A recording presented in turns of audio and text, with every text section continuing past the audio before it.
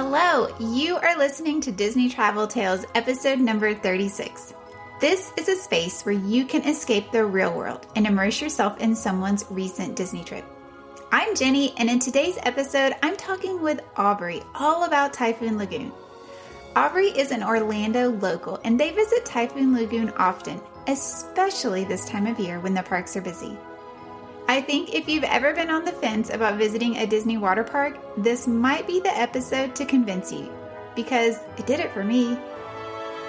If you're interested in visiting Disney or Typhoon Lagoon, I would love to help you plan your trip. I am an independent agent working for my favorite travel agency, Trolley Lane Travel. Trolley Lane Travel is now an Authorized Disney Travel Agency. And let me just say, I am ready to help make your Disney dream vacation a reality. All of my services are complimentary to you when you book with me. I will book your resort and tickets, I will make your dining reservations, and I will also help you plan your days at the park. You'll even have my phone number where you can contact me at any time. I just love Disney and Disney parks and want to spread the love. See the show notes for a form to fill out for a free, no obligation quote. Okay, so let's get going. Imagine yourself going down one of the big water slides at Typhoon Lagoon, and let's go.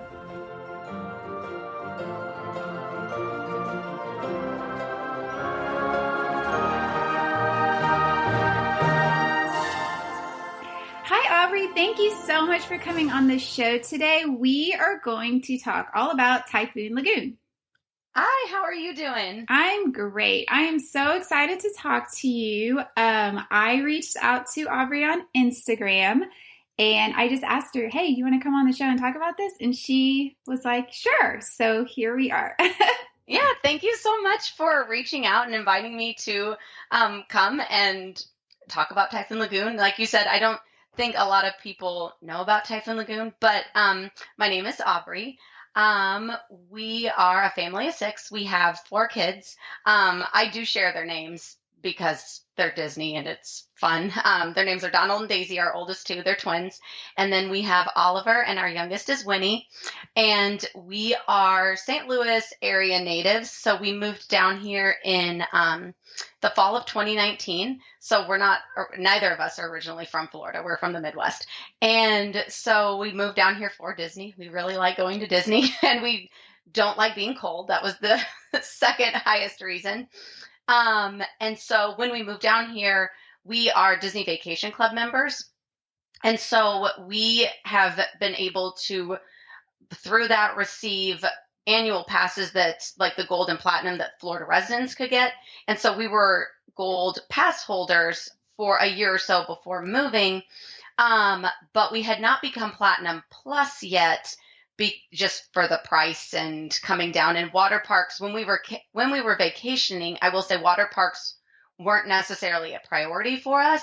But they ran up like a promotion for Disney Vacation Club members. I believe it was 2018 because I was pregnant with Winnie. And they were essentially trying to get Disney Vacation Club members to get back into the parks. A lot of them will just come and stay on property, or like they own at Saratoga Springs and they just want to go over to Disney Springs, or they just enjoy Disney resorts, or they at least were, and they weren't going to the parks and spending their money like Disney wanted them to. And so they ran a promotion to get them back into the parks, which somehow ultimately meant that we got our passes upgraded for, I think, free just for the remainder of our contract to Platinum Plus. And it used to be that Platinum Plus was the way that you got water park. There was not just an add-on water park option. And so when they had done that, that's how we started experiencing the water parks, and we learned that we really loved them. So then when we renewed our passes, it was when we moved down here. We did not want to, our first Christmas, want to be blacked out of the parks during the holidays. And so rather than like a big Christmas, we decided to upgrade our passes to Platinum. And our plan was to upgrade our passes to Platinum Plus in the spring, because you used to be able just to jump up. And at the time, because we hadn't been Florida residents, we were having to pay for our passes in full. So the jumping up like that wasn't having to mess with a payment plan with contracts or anything. And so, but we didn't want to be Platinum Plus yet. But then the world shut down and we never became Platinum Plus. And then Platinum Plus never came back. And we were itching for when they opened passes back up for us to be able to, like, come on, give us something for the water parks. Give us something for the water parks. And we went ahead and added them on. And it's been really, really awesome, even though it's not even summer yet. We have really enjoyed having them. Yeah, that's so fun, especially being local and close there. You can just be like, oh, hey, let's go to a water park today. That's awesome. Yeah, it's easy, just like, especially the parks have been very, very busy. And on a Saturday where I'm like we want to go to Disney, but I'm just not in the mood to deal with the crowds today, we just go to Typhoon Lagoon. And we were there this last Saturday, and I think it was last Saturday. It was busier than the times we had been before, but it was still nothing. And I know that won't stay. Come summer, it's going to be a whole different ballgame. But at least right now, it's been a wonderful way to go to Disney and be in the Disney bubble and be away from people. Oh, yeah, that's so nice. One of our goals is to go to one of the water parks on one of our trips when we come back, because my kids love water parks. I mean, we're from Texas. We have water parks here and stuff, but they're like, we have to try a Disney water park. But it's so hard when you go to Disney like once or twice a year. Do you really want to take a whole day to do a water park? But now that my kids are older, I really think we will take a whole day to do a water park, because they might even enjoy it more. And it's hard because I don't think when you purchase a general Disney ticket package, I don't think any of those tickets can be used as a water park day. I think you have to go and specifically buy a water park ticket.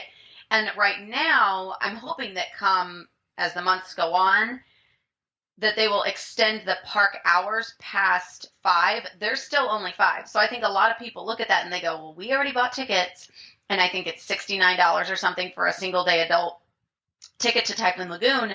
And they're going, why are we going to go? And we can't I mean, there's no reservation system for it, but you would then miss out if you've purchased a ticket, even if you get a park reservation for, say, to go to Hollywood Studios in the evening. How do you justify spending your entire day at Typhoon Lagoon and not spending the entire day at Hollywood Studios when you purchase that higher price ticket for it? Yeah, for sure. But yeah, I can see where in the summer you're like, oh yeah, take me to the water park. It's just too hot. It's too hot.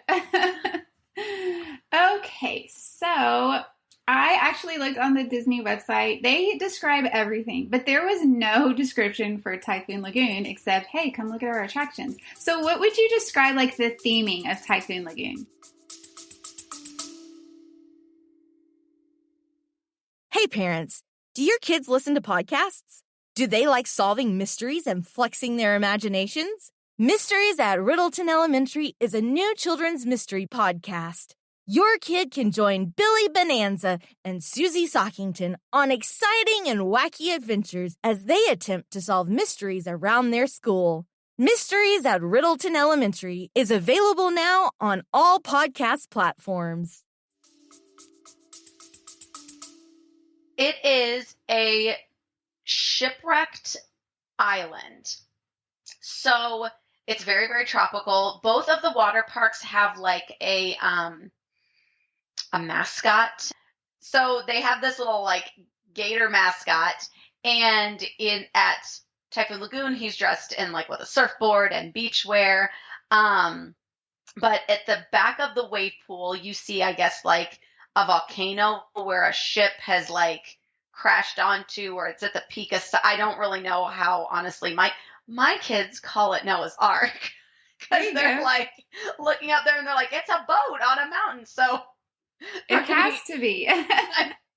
Because you do look at it and you're like, well, you're shipwrecked, but how did the boat get up there? Like, if you really start to think about the theming of it, but yeah, it's a tropical shipwrecked island. So everything's based around you being shipwrecked on an island.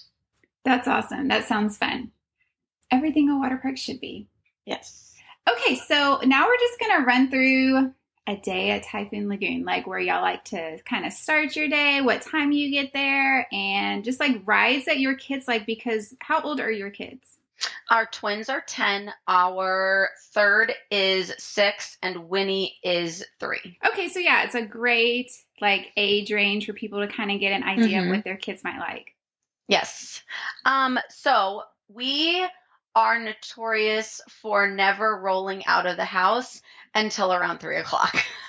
Now, water parks, we don't go to if Ben is like off one day or he has a really flex working schedule. So let's say he's done around noon and we would probably go to Typhoon Lagoon around 1. The rest of the parks, like you're never going to really see us there unless it's like 4 o'clock because we just wait till Ben works from home. We just wait till he's done working and then we all go up there together.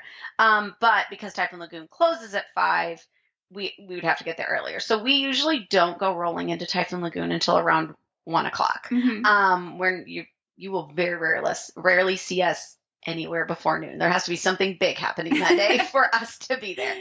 And so when we go in the front, we usually the first thing is we go find like an area around the wave pool just to find our chairs and set the stroller there and to be able to leave it.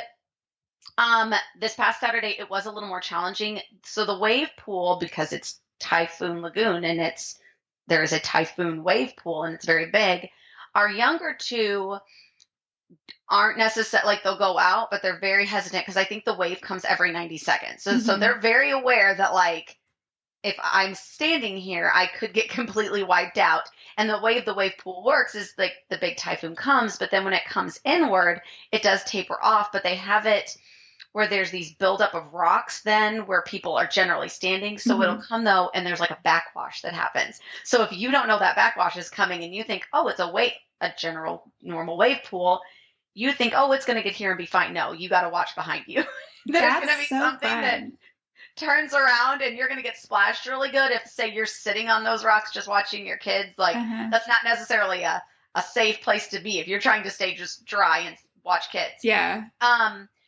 But attached to the wave pool over, if you're like looking at the shipwreck over to the left, there are 2 slides that I don't believe they have a height limit, but they are not kitty baby slides. Like Oliver, the 6-year-old, will not go down them, and Winnie will not go down them. Daisy and Donald will go down them fine, but even Daisy and Donald now are kind of like they're not boring to them, but there's other slides they would rather go do. Yeah. So I would say if you have a brave 6, 7, 8-year-old, those are your slides to go to. But they're attached to where the wave pool kind of comes over into an inlet of water where you get some waves, but the waves are not as intense as in the main part of the wave pool. And that is where we usually set up our stuff because it's Winnie and Oliver know that they can just go out and splash around and play in the water there, and they're going to get some of the fun waves, but they're not going to get taken out. And then when they're sitting there, either Ben or I usually then take Daisy and Donald and we go over to, I don't really know the directions of how things go, but if you're looking at the wave pool and you choose to walk to the right, you're going to get the big drop slides that they do not do. And then you're going to get some slides that are like more intense resort slides is the best way I can compare them. I have not gone down them yet, but that was Daisy and Donald's. They like to go down those and they think that they're exciting enough for them. And they can race because there's 3 slides. I have heard, because it is a trek, like if I sit, because there's a place at the end of slides to sit if you don't want to go down them and wait for people to come down. Usually the majority of the time that I'm sitting there, it's because it's a solid 5 to 7 minute walk to get to the top where the slides are. And I'm assuming that during the summer, you could wait a solid 45 minutes to an hour to get to the top and go down that slides. Now, I will say I don't know if 45 minutes to an hour is worth it for those slides for some people. But if you're not waiting at all, then they don't mind the walk up to the top. So that's usually the first thing they go do. And then we don't really have like a set schedule after that. It's kind of like the kids now know, well, there's this raft right over here. The only one I have gone on with Daisy and Donald that's a raft ride is Geyser Point, I believe. And I'm kind of scorned from family raft rides because when we had upgraded our passes and I was pregnant with Winnie, I was like 36 weeks pregnant with Winnie. And when we had gone to Blizzard Beach, and everyone kept going, "Oh, have you guys done the family raft ride? Have you done the family raft ride?" And we were like, "No, that sounds like fun." And so you take a ski lift to the top to the family raft ride. And I'm thinking, like, this can't be bad. Like, I am pregnant. Oliver is 2. This cannot be bad. Uh-huh. It was frightening. And I'm like wondering if this thing flips. I don't know if like we just didn't have enough people in it because I think they're intended to hold 10 and maybe the weight of it would have helped. Uh-huh. But I was like, I don't know how they let me on this. Like, because there are so many things at Disney that are like, if you're pregnant, don't ride the teacups. And I'm like, how are they giving me a warning for that, but not a warning for this? Like, why is this okay? But I also just could have been overly hyper emotional. I would be interested to go on it now, not pregnant, but Blizzard Beach hasn't reopened from their refurb, and see if I feel the same. But I was very hesitant to go on the Geyser Falls one with Daisy and Donald because I was like, you all are much more daredevil than me. Like, all I have to recall is that family raft ride from Blizzard Beach where I was scared out of my mind. But that one's not bad. It's a little bit, Winnie even likes it. Winnie will ride that one. Oliver is more timid than the other ones. He will not get on it. But Daisy and Donald and Winnie will go on that one. It's just more bumpy, but you don't like swoosh up on the sides at all. Gotcha. And then it spits you out. And so if I'm on that with Daisy and Donald, Ben will take the kids over, the 2 younger ones over to Catch a Kitty Creek. That has the whole area is supposed to have a height age requirement. I would say if you're a family like ours and your kids are not at the 14-year-old threshold, or if you're not comfortable letting them go off on their own, as long as your older kids are in that area being respectful that it is a younger kid area, they're not going to make them leave and they're not going to ask them to go anywhere. They're not going to be allowed to go down the slides that are over there or there's like a little raft one where like, you know, the inner tubes and then there's a flat space on the center like of the donut so yes. They don't go all the way through. There's a little raft ride over there for kids that are under a height limit that's very slow that they can go down a little hill. And then there's 2 little slides that Winnie and Oliver really enjoy going down. So like your older kids that are past the height requirement can't do that, but they can hang out there as long as they're not like running down the other kids that are smaller. But that's really cute. So Ben or I will go over there, and then there's the lazy river we've done, but that's all. I think Ben has done some of the bigger rafts with the kids, or there's another raft ride that's a single person one. I haven't done those, but Ben thinks those are fun. That's so nice that they have that like kid area for the smaller kids with little rides, because sometimes water parks have kid areas, but it's just more like splash stuff, not so much like actual rides. Like that's so nice. It is. It's like a little practice area for get ready for the big ones. Or we know that you probably like, I mean, I'm sure there's some 2-year-olds that are like, no, I want to go on the big stuff, and they can't. So it's really cute. And it's themed around sand castles, and like there's a little sand ship that they can climb on with a little bird's nest and shoot water guns, and it's really, really cute. That sounds awesome. Yeah, my niece is 3 and she's braver than my 9-year-old. She'll tell my daughter, "Oh, that's not scary." And my daughter's like, "That's scary." I think Winnie will wind up being more of a daredevil like Daisy, and Oliver is just like, "No, thank you. He's like me. I'm fine on the ground. We're good." Yeah, like, I'm happy to watch. Okay, so let's talk about some of the food. Have y'all ate at some of their restaurants there?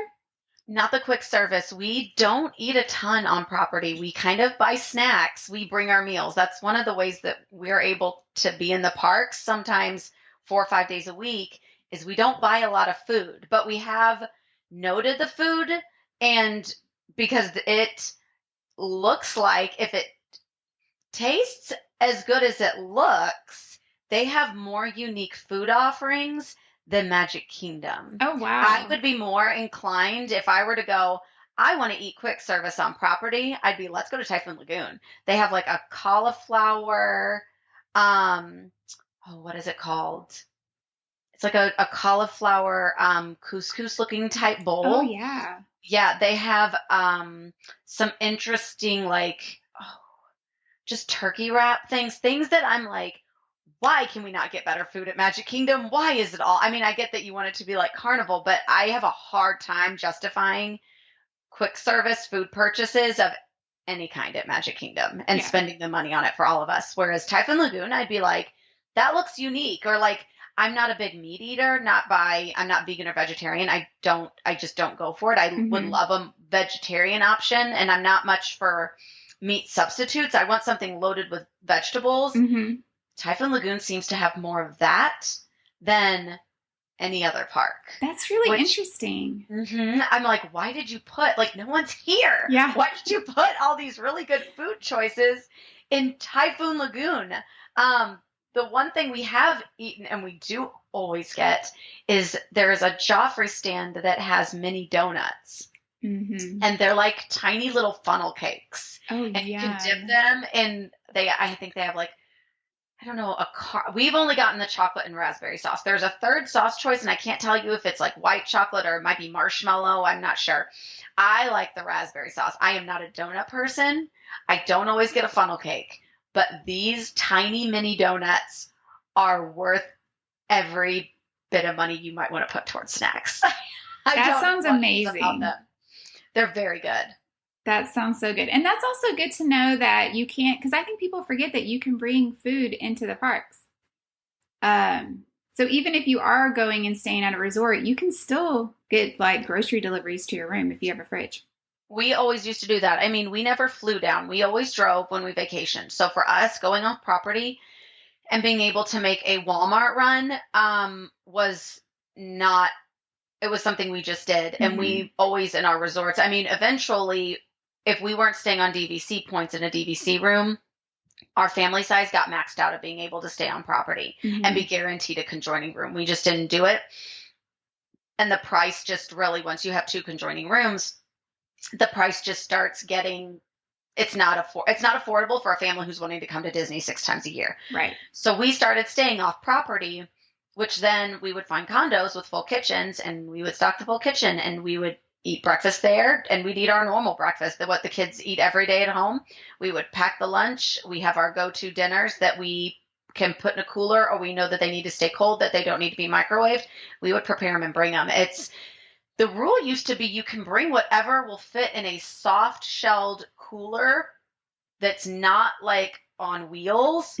I will say recently I've seen a lot of people with wheelie coolers. Oh, I don't know if they've been, I mean, I've also noticed that like even right before shutdown, they put that wagon rule into place. I've not seen that enforced lately either. So I don't know if those rules of the past have gone out the window. But at least, I mean, I hope they don't change the food thing. I think it'd be a hard thing for them to go back, because when I was little, you couldn't bring food into the parks. And I remember us smuggling in candy to eat during the fireworks. And my mom like hiding it in places of the backpack because like you wanted something to eat while you waited for the fireworks. But by that point, you've spent so much money. I hope they don't change that. I think that would be really hard with especially all the dietary needs people have these days. It would be hard for them they would have to offer much more food choices. And they're nowhere near that. So I don't think the bringing in of food is anything that's going to change anytime soon. Yeah. And just the time it would take to search everyone's bags. Like, oh my gosh. I mean, and they finally got security fast by installing the walkthrough things, we don't have Universal passes. And I went to Universal once, and it was before Disney had changed. And I'm like, how is it that they have this down much quicker? Yeah. Like, it's so much better. What are we doing, Disney security? Why is this taking? But finally, it's a much more efficient, smoother process. Yeah, it is. I know every time we go, we take snacks into the park, but we always take water. Like, I would never go to a Disney park without my own water because that water is so expensive. Yeah, I mean, you can get free ice water, but I will even say that depending on the park you're in and depending on the resort you're at, their tap water all tastes different. So you can get some that you're like, oh, this is some Florida tap water right here. And then like you can get some that you're like, oh, this is this is not bad water. You kind of don't know what you're going to get. Yeah. But even if you can bring in a big jug, like we have a large thermos thing, it's been nice that a lot of they've been installing those water refill stations. I would love to see more of them. Hollywood Studios is the best on those. Oh, that's good to But know. I would love to see more done at Magic Kingdom because it's really hard to get water there. And Animal Kingdom is kind of hit or miss. We've kind of learned where to go. But I'm trying to think, if you're not local, would you really know, like, here's where I have to go? The water refill stations at Animal Kingdom are in the line for Navi River Journey. What? Right? That's It's very strange. It's like when they did Pandora, they wanted to bring in a lot of those eco things, but then they put them in the line queue. And that line is always long. I'm like, who can get to these? Like, put them out. I don't know. But slowly they're getting them, and that's nice to see, because then you can just bring your reusable cup, reusable bottle, and just refill it. Yes, absolutely. And that is filtered water. It's not just tap water. It runs through a filtration system. Oh, I actually didn't even realize that. Mm-hmm. Those are really nice. They're, I've heard why Disney's been slow to put them in is they're about $10,000 to install just one of them. Oh my gosh. Mm-hmm. So, and then to get the pipe and everything running, and then the strange things we've observed is the different water refill stations are all different companies. So I'm sure it's whoever probably has voluntarily said, you have to pay the $10,000 for the installation, but we will donate the system to you all. Because, Disney's not going to pay for things they don't have to pay for. They can be like, you get your name put right here on this water. So you want it, you put it in. But then, like, you have to have somebody making sure they're coming out and refilling it. And I think that they have their own even service people. Because when I see that they're down, they can be down for a week, I think, until they get a service person out there for it. And I don't think it's a Disney employee that fixes those. Yeah, it's from the company. Mm-hmm. That's so cool, though, because y'all are local. You, like, notice stuff like that. I love stuff pay like attention to. I think that's so cool. I love all those little things like that. Oh, this is an important question. I think this is an important question. Is the water at the parks cold or is it heated? It's heated. Oh, it's really nice. I was going to say that, and I remembered because you sent me the preview of questions, and I almost said this earlier, and I was like, no, because I bet she asked this. It's not. So we have gone when it's like 80, 82 degrees. You will get chilly. Like the big pools of water or the water on the slides is all very comfortable. Now, with that being said, what is that going to mean for summer? Yeah. I wonder if they cool it, because I'm not sure if it's water that I would necessarily want to be. It feels like bath water. Yeah. And I'm wondering, it'll be very interesting to see what that does in summer. But for an 80 to 85 degree day, it's nice. I'm not uncomfortable. There are areas like where you're walking across a bridge, or like when you're in the lazy river, it spurts water at you. Or sometimes like you go under the bridge and it feels like water's trickling. I'm like, why is this necessary? That is very cold. Okay. Or when you're on the lazy river, there is a very big waterfall, and Winnie was not, it kind of hurts your head. I mean, it hurts your head to a point where people were taking other inner tubes and trying to cover themselves with it. Oh my gosh. Because I'm like, can we just turn that off? Like it's the dial lazy. it down. Yeah, just dial down that water a bit. And that was cold water. That was unpleasant. Okay. But the majority of like being in the wave pool and all that, it's like bath water. Oh, that's so nice. That's so nice to know. It's warmer than I feel like most, because they always say that the resort pools are heated.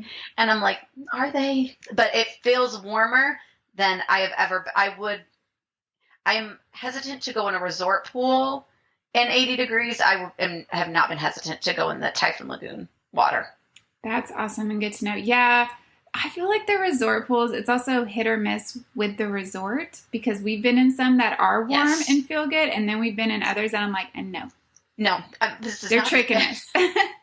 Yes, I agree. This is a trick. So overall, when y'all have been at the parks, how busy were they? Not busy. Typhoon Lagoon, not busy recently at all. No one, even when we went on, was it Labor Day? Did we just have Labor Day? President's Day. The parks were sold out. We knew that we did not want to go near one of the 4 major parks that day. We went to Typhoon Lagoon. We had planned on trying to get ourselves out of the house around 11 a.m. because we were worried that they would reach capacity, because there is no reservation system to get into Typhoon Lagoon or Blizzard Beach. You just show up, and if they have reached capacity, then you get turned away. But if they have not reached capacity, like, you just go in. Mm-hmm. And so we were very scared, like, because we didn't go rolling out of the house until 12:45, 1 o'clock in true fashion. And when we got there, we were like, there's nobody here. Why is there nobody here? This is a major holiday. There's no one here. I even had someone message me and go, stop telling people. And I'm like, I don't want to not, I don't know. Like, I get it. Like, yeah. You're like, I mean, I don't think if people aren't going to go during this time, they're not going to go. But there was nobody there. And then this past Saturday was one of the hottest days we've had in a long time, like 89, 90. And it was busier. It was about a 15-minute wait for the slides. And my kids were like, it's a 15, 20-minute wait. I can see a line. And I'm like, guys, it's just going to get worse. Like, you got to get ready for it. And that was, but it's not ever been crazy at all. I can see that when it does get crazy, it might get real crazy, but we've not experienced that yet. Mm-hmm. Because how many slides or rides do you think there are in total? Like, around about 1, 2, 3, 4, 5, 6, maybe 12 to 15 total slides. Yeah. So if it is really busy, I mean, it's going to be based on the way that line wraps up to the top of the slides and how long it is. I feel like it will get pretty busy. And I will say I'm probably more tolerant of a busy Magic Kingdom than I will be of a busy Typhoon Lagoon. Yeah. I could see it starting to feel very cramped very quickly. And just because there's sand everywhere. And I mean,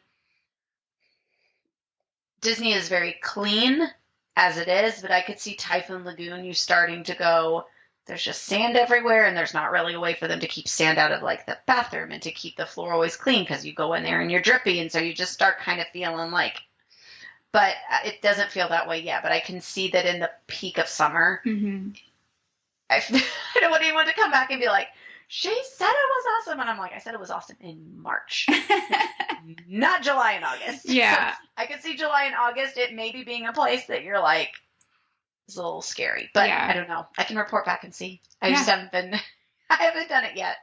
You know, we went to Disney last March for spring break, and I just assumed that it would be way too cold to go to a water park. So maybe that's why people aren't going right now, even though they're traveling to the parks. Another reason might be because they don't even know if it's warm enough to go. I think they think that it's probably going to be cold. Yeah, because our water parks here in Texas, the water is not heated, and they open in May, and that water is like ice cold. And so unless you're super brave or just a crazy kid, because kids sometimes can just get in the coldest water and not face them. I gotta care. I don't know how they do it, but they can. But yeah, so maybe people are just under that impression. It's nice to know that it's heated, though. It is. I'm a baby, and it's comfortable to me. I'm a baby, too. So do you have any tips for visiting the park that you would like to pass along? You need to bring your own towels. Some people are under the impression you can buy the towels or rent the towels for $2 a piece. If you are staying as a resort guest on property and you go, you just show them, or you scan your band or show them your resort reservation. Somehow you tell them you're a resort guest and you don't have to pay the $2. Okay. But if you are somebody that's local, somebody staying off property, you're going to want to bring your own towels or be willing to pay $2 per towel. Now, I'm not sure if when your towel is wet, if you can trade it in for a dry one without having to pay another $2. I don't know that. But we just always bring our own towels. Mm-hmm. You can't use your resort mug there, but they have their own resort mug system. And I think you just pay, and I think it's kind of like the popcorn bucket thing where you buy a popcorn bucket and it says good for length of stay. And for us, we're like, well, we never leave. or like this is kind of the resort mugs or the Typhoon Lagoon mug, and I think it's the same mug for Blizzard because the mug has images of both parks, so I think they probably just have the same mug. Okay, so you would buy your $12 or something mug, and then each time you go, you can just renew it for $8. Okay. And it's unlimited soda all day. So if you're a soda drinker or you like that, I know that when I'm really, really hot, I'm not a huge soda drinker, but I do want a Coke. That's nice to have. I've seen a lot of people, and we've been contemplating doing this, put swim shoes on their kids. There are a couple areas on the bridges that can get very slick. And we've seen a couple people wipe out on them. We have not had an issue yet, but if like that is something that make sure you bring your swim shoes. Mm-hmm. There is also, I mentioned that there's sand. You can bring sand buckets. You can bring shovels. You can bring sandcastle stuff. I am a weird one with sand that's not on a beach. I have, because Winnie likes to play in the sand. We've brought it. I feel like when you go to the ocean, nature has a way of like recycling things. Yep. And sand at Typhoon Lagoon, I'm just sitting there kind of saying a little prayer. Yeah. But you can bring sand buckets and sand shovels, and I mean, we've let Winnie play, and nothing. She's not gotten sick or anything. Mm-hmm.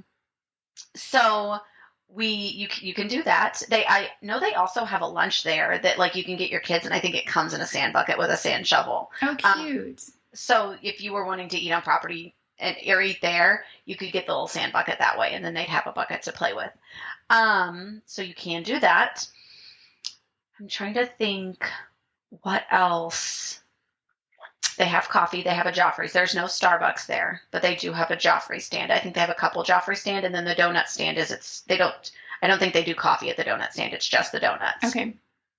But you can get Joffrey's coffee there. I think that's it.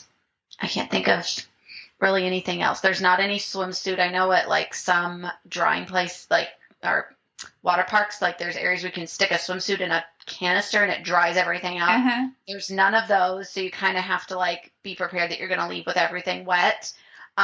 You have to, I believe, come and go with like men in a shirt and women wearing some sort of bottoms. Okay. Like, so you can't just show up, I think, with your kids in a swimsuit. We just have, our girls have little terry cloth dresses that they wear. And that's honestly, unless we plan on going somewhere, we just take the wetsuit off of them and put the terry cloth thing back on them. And that's what we leave in. So I think you do have to come and go in. Everything must be covered. Yeah, like a cover up. Yes. Are like swim diapers required for kids? Yeah. Yes. Yeah.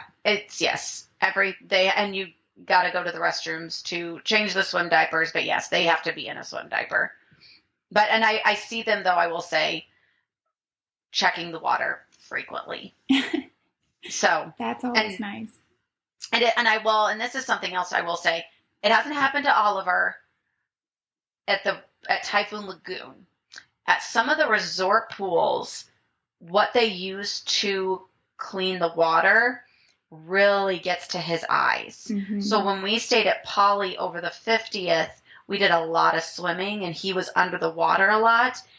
We were there for like 3-4 hours with him really doing some heavy swimming. His eyes were so red and hurt so bad. And I heard, or a lifeguard mentioned, they were like, some people, this stuff really affects their eyes. So that's something to note, that you might have a kid. It's not done it to any of our other kids. It's just him that has the issue. But he's not had that at Typhoon Lagoon. But if you do have a kid that goes out and does spend a lot of time under the water, because that's the thing, there's not really a pool where a kid is just going to be swimming and jumping. Right. They're not being submerged a lot, then it might not be an issue. But I would imagine at Typhoon Lagoon, they're going to have this whatever they're doing to keep the resort pools at high cleanliness. They're doing it at Typhoon Lagoon. Yeah, for sure. Yeah. Do you know if you can wear goggles there? I don't. And I've not seen anybody. They do provide life vests. Okay. Sometimes we bring our own because our kids find them more comfortable. And we have like a community pool in our neighborhood, so we have them already. But they do have life vests. I make Daisy and Donald. Our kids are strong swimmers, but just because we can't be with all four of them at once, and we will let Daisy and Donald go farther out into the wave pool, I ask them to put them on for my own peace of mind. But they have those. I've not seen. I think it would be fine.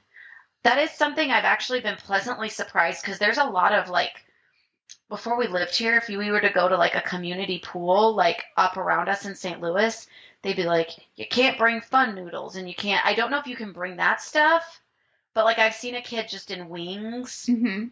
They're not as particular as the like community pools in St. Louis were.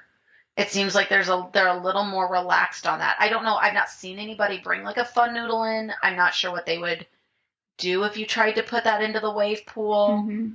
I feel like Donald and Daisy were like, can we bring our boogie boards? And I was like, boogie boards? And I think they said they saw someone with one. Okay. They wanted to use it to jump the waves. Yeah, because that makes sense. If it's but a I've wave not pool. checked that to see if we actually can bring that. But That I feel would like be cool. goggles they'd be fine with.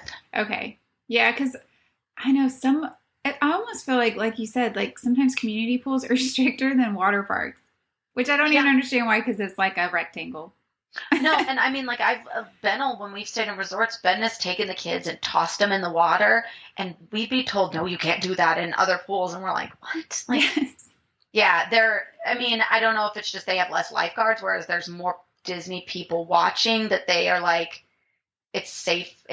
We know there's more eyes, so it'll be fine. I don't know. Yeah. So what is your favorite thing about Typhoon Lagoon? If you just pick like one favorite thing. Oh, I just like that it's chill, that it's been so chill. I just like that it's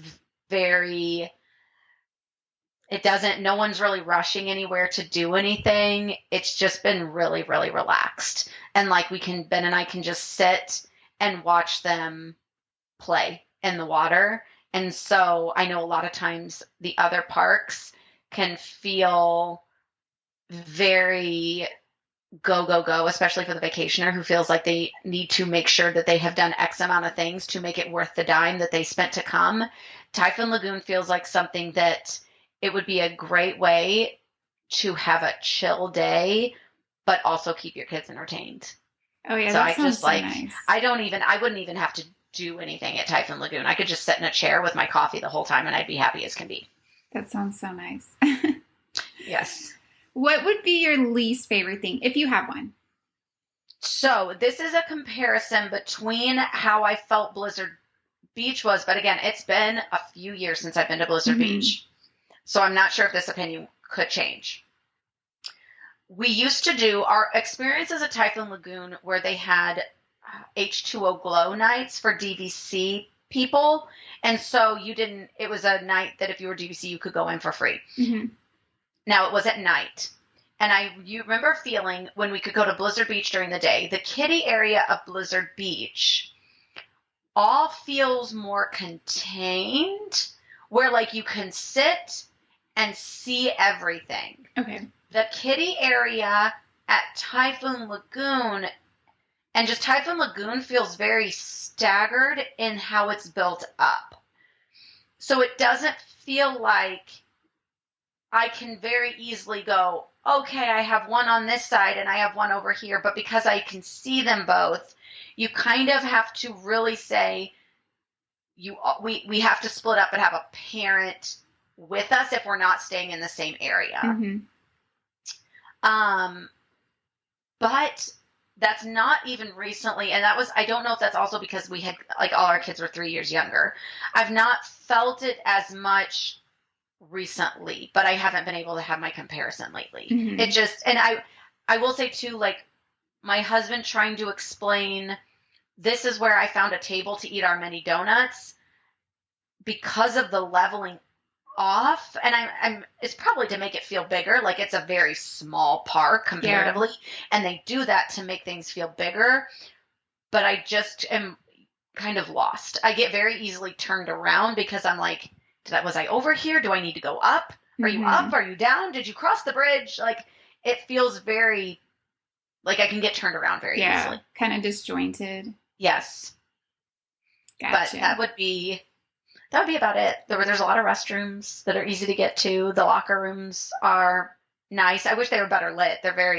You're supposed to feel like you're in like a cabana, I think, probably while you're trying. I'm like, I could use a light. Like, I need some light in here. Yes, but that would be probably my only biggest complaint. Awesome. Well, I think that's all. Thank you so much for coming on the show. I had such a fun time talking with you. You're like a podcast expert. Oh, I don't know. Thank you, though. I appreciate the compliments. So why don't you tell everyone where they can find you on Instagram or any other social media platform? Okay, so my page is Fourth Star to the Right, the number 4TH, and then it's like Second Star to the Right, nod to Peter Pan nostalgia. I am primarily on Instagram. I have a TikTok, but I will forget that TikTok is there and not do anything on it. I am not good at spreading my abilities across platforms. So Instagram is the primary place that you can find me. Yeah, it's so hard. I don't know. Like, I'm like a one type of social media person.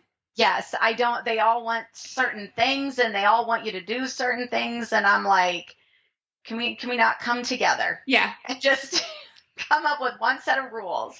And then, because I'll feel like, okay, well, I got Instagram down. And then you go over and you're like, no, that doesn't work on TikTok. None of the rules on Instagram apply to TikTok. And I'm just left going, I don't know if I care enough. Yeah. Pretty much. It's too much for my brain to handle. Especially for a mom. I'm like, I got enough stuff going on. I can't deal with this. Yes. One social media platform is good for me to figure out right now. Absolutely. Well, thank you for coming on. You're welcome anytime to come talk about anything. Yeah. So let me know if there's anything else you want to chat about. I'm happy to come on.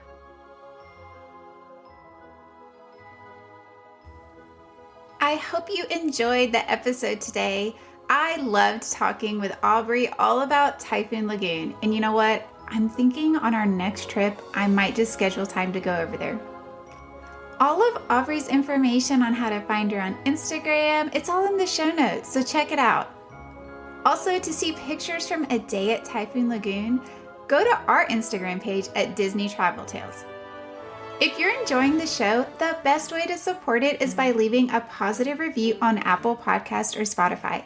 This is the easiest way to help the show grow, and I really appreciate it. I love interviewing guests and giving them a space to share their magical vacation stories, and would love to have some feedback. Next week, I will be back with a new guest sharing her surprise travel tale. It is so much fun. So until then, this is Jenny, and may all your Disney travel dreams become a reality.